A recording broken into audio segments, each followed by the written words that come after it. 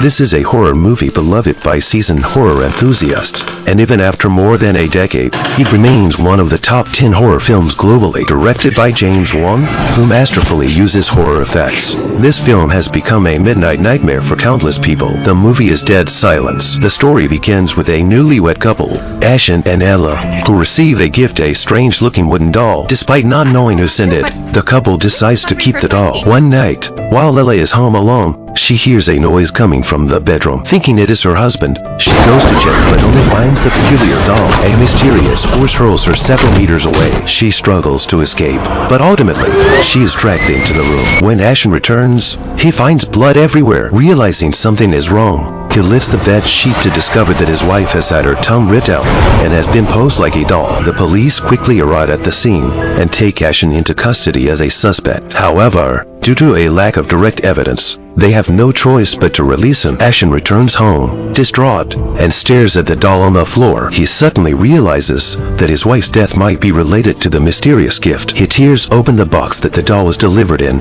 and finds the name Mary Shaw along with an address marked on a picture. This address is, coincidentally, his hometown. Since Ashen's mother passed away, he had cut off all contact with his father. Upon returning to his former home, a beautiful woman opened the door and introduced herself as a stepmother. She informed him that his father had suffered a stroke 2 months ago and was now confined to a wheelchair. Due to domestic violence, Ashen's biological mother had been driven to her death by the man before him. After exchanging a few terse words with his unworthy father, Ashen directly inquired about Mary Shaw. His father dismissed it as nothing more than a children's scary story. Realizing he wouldn't get any useful information, Ashen turned and left. After leaving, Ashen first arranged for Old White, the undertaker, to transport his wife's body back. He then checked into a random motel. That night, as a fierce wind howled outside, the doll he had brought with him started to stir again. In the darkness, the doll's eyes eerily moved. Sensing something, Ashen slowly woke from his sleep. He glanced around and saw a shadowy figure flit to the corner of the room. Hastily,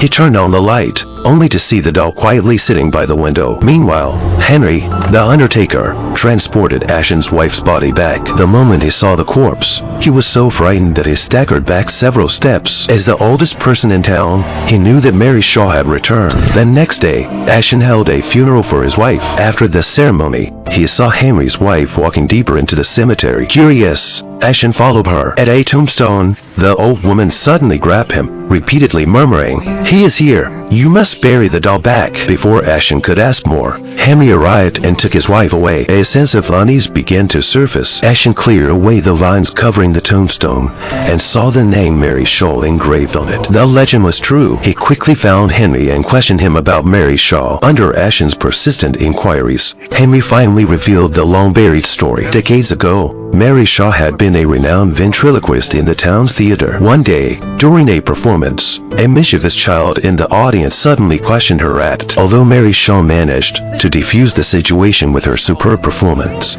the humiliation lingered with her. Not long after, the child went missing. Shortly thereafter, Mary Shaw was also murdered. No one knew what had happened.